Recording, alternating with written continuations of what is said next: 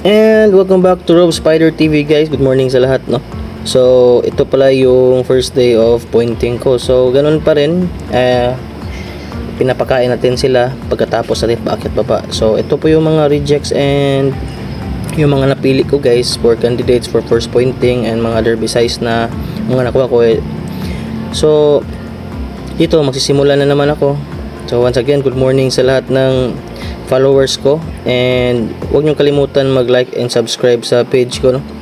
And ginagawa ko lang to para may share ako sa mga newbies dyan. So tatapusin ko hanggang third pointing. So ito po yung day 1 ko sa pointing. So parang kung sa conditioning to is day 3 na, kasi 2 araw ako nagpa-recover ng gagamba kasi nga medyo matamlay sila kasi matagal sila sa plastic bago natin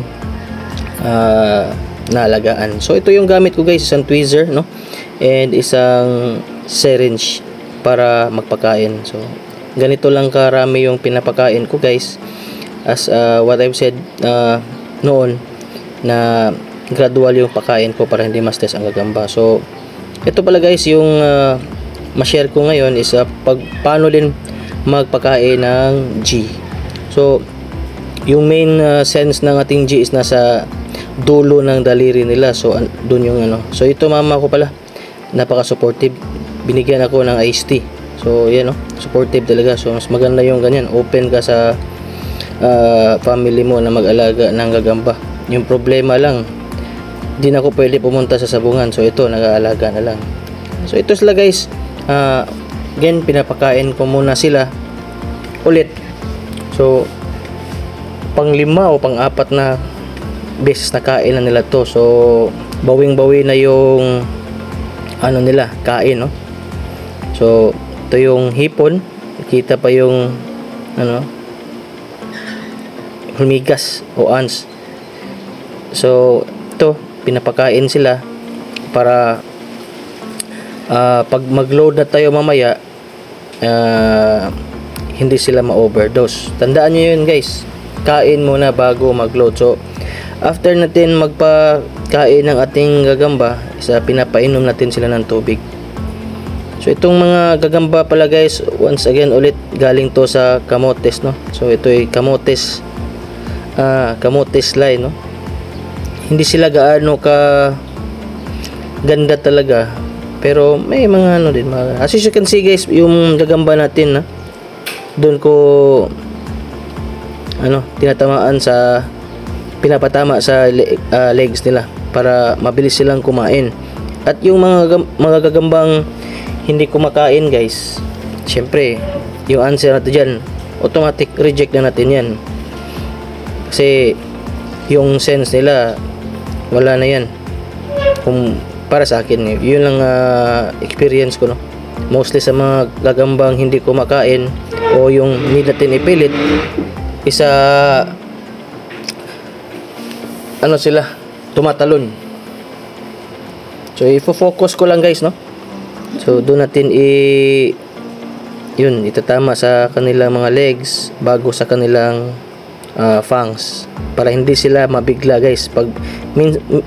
Minsan kasi pag nabigla yung gagamba, pipilitin natin na pakainin, no? So huwag nyo kalimutan yan, guys. Pwede nyo i-research yan sa Google kung saan yung senses o saan yung major sense ng ating gagamba. So yung answer nyan is nasa legs nila. Diyan sila kumukuha ng major sense nila. Ayan, guys, oh. Medyo ito juicy to, pero parang alam na niya na may pagkain dyan. So medyo kakain talaga siya ng oras, guys. Yan, no? So ito na, guys. So patapusin natin sila lahat ng pagkain. So bibilisan ko lang to ng konti para makapag first point na tayo sa ating mga G, guys. So, effort lang konti kapag nag-alaga ng gagamba. Medyo tutok kasi ako kasi wala akong trabaho ngayon. Next month pa ako babalik sa barko. So yung mga first time na users ng Jayco, sana mapanood nyo tong conditioning ko para di na kayo magtanong kung paano ginawa yung ganong movement o galaw ng gagamba. Kasi pag talagang hindi kumakain talaga sila, nakakain sila at nakainom ng tubig, is mabilis yung lakad nila, maganda yung akyat. So pagkatapos natin pakainin guys, so ito break time na tayo, tapos na silang nagpadumi at kumain. So 1 hour to 1 hour 30 minutes. So ito yung break time at wag nating galawin yung gagamba para ma-absorb talaga yung pagkain sa kanilang katawan. So i-recheck natin yung mga derby size natin and yung mga rejects natin, kung titignan natin yung mga candidates for rejects, no? So makikita natin dito guys na yung mga reject natin from pakain, makikita nyo may namatay. So yan ang mga mahihinang gagamba. So hindi sila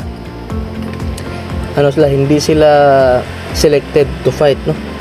Or yun, namatay sila dahil sa stress kasi medyo matagal din sa plastic sila bago natin naalagaan. So yan nga sinasabi ko guys, dadaan din talaga sa screening kasi pag nagko-condition ka and nagse-select ka, makikita mo talaga doon kung sino yung mahina at sino yung malakas sa mga gagamba natin. So mostly sa mga rejects ganun ang mga nangyayari guys, o di sila nakaano. So ito na guys, after an hour na nakarelax na ating gagamba, so move na tayo sa ating pointing. So mas titignan natin guys kung ubos na ba talaga yung mga kain nila. Yan, no? So ito yun, nagre-ready na po ako. So ito po yung gamit ko ngayon guys na load, yung Formula 3 ko. So upgrade yan sa F1 and F2 combination sa V39 na load kasi dumating na yung ating sangkap, no? So hindi ko sinasabing 100% tayong mananalo dito guys, and ito lang talaga yung conditioning method ko. Basta importante malusog yung gagamba mo at nadaan mo sa pointing na consistent sa oras, consistent sa kain na tubig, tapos sa boxer mo din. Importante talaga mag boxer ng gagamba guys. So inuulit ko guys sa mga naglo-load dyan, ito yung gamit ko, no?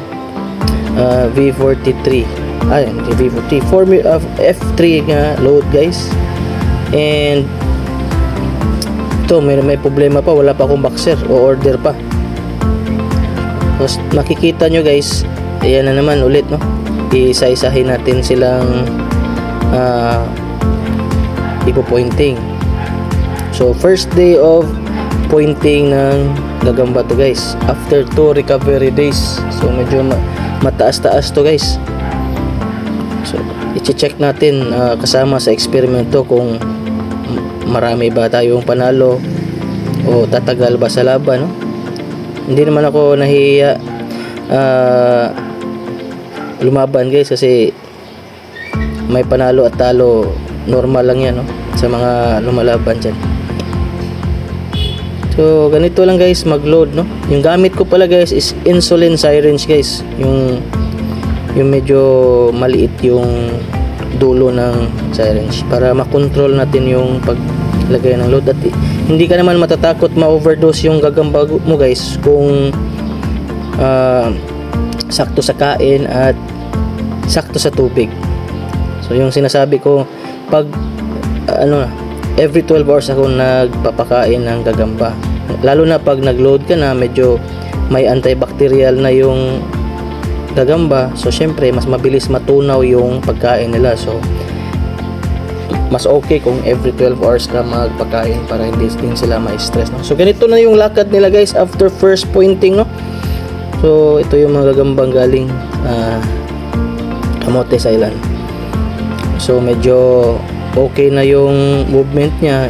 Ito medyo abang din na gagamba, hindi siya mabilis tumakbo pero mabilis yung akyat niya pag pinapaakyat ko din. So ganito yung mga lakad na ng ating gagamba guys after first pointing, no? So as makikita nyo, medyo may progress na yung gagamba. Hindi gaya nung pagdating nila, medyo matamlay sila.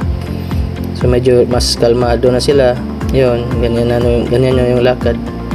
So once again guys, hindi sa load yung lakad ng gagamba. So yung nagpapaganda ng lakad ng gagamba mo is yung kain talaga, no? Sa kain sa gagamba, importante talaga yan. Hindi kakalma yung gagamba mo pag walang kain, hindi din matutulog yan gaya nito, no?